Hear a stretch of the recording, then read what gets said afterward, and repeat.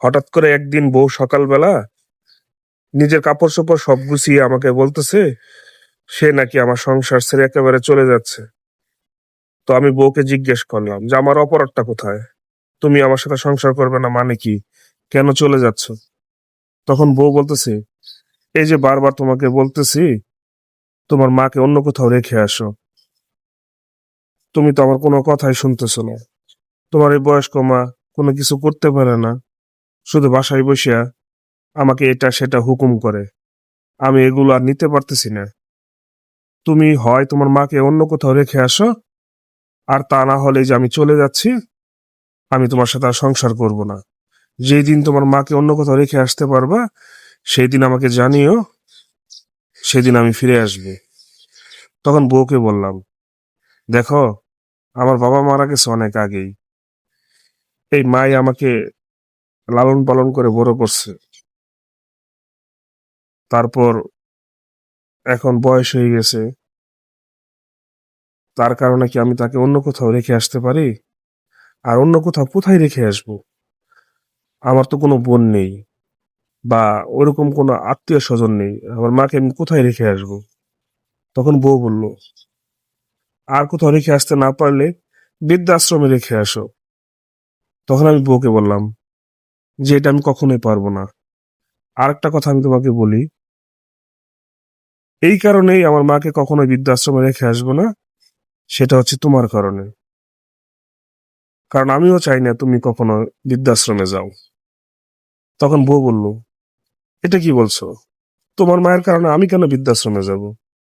তখন বউকে বললাম, দেখো, আজকে আজকে যদি তোমাকে আমি বৃদ্ধাশ্রমে রেখে আসি, তাহলে এই ঘটনাটা আমাদের ছেলে দেখবে। তো আমাদের ছেলেও একদিন বড় হবে, সেই দিন সেও চিন্তা করবে যে আমার বাবা তো একদিন আমার মায়ের কথা শুনে আমার বাবা তার মাকে বৃদ্ধাশ্রমে রেখে আসছে। তো আমার ছেলেও তো একদিন তার বউয়ের কথা শুনে তোমাকেও বৃদ্ধাশ্রমে রেখে আসবে।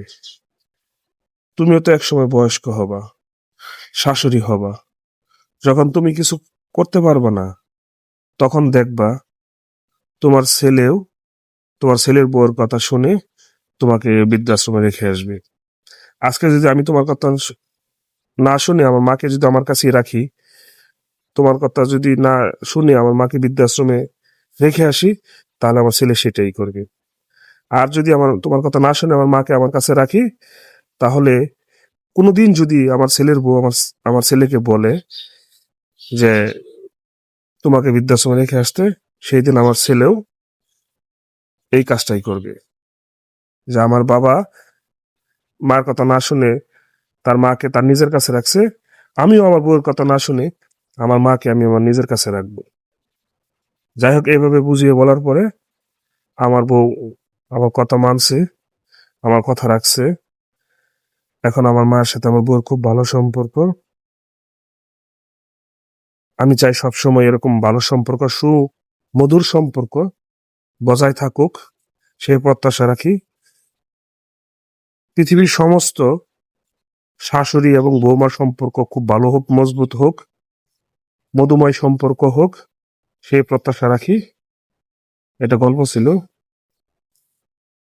সবাই ভালো থাকবেন, সুস্থ থাকবেন, আর আমার জন্য দোয়া করবেন।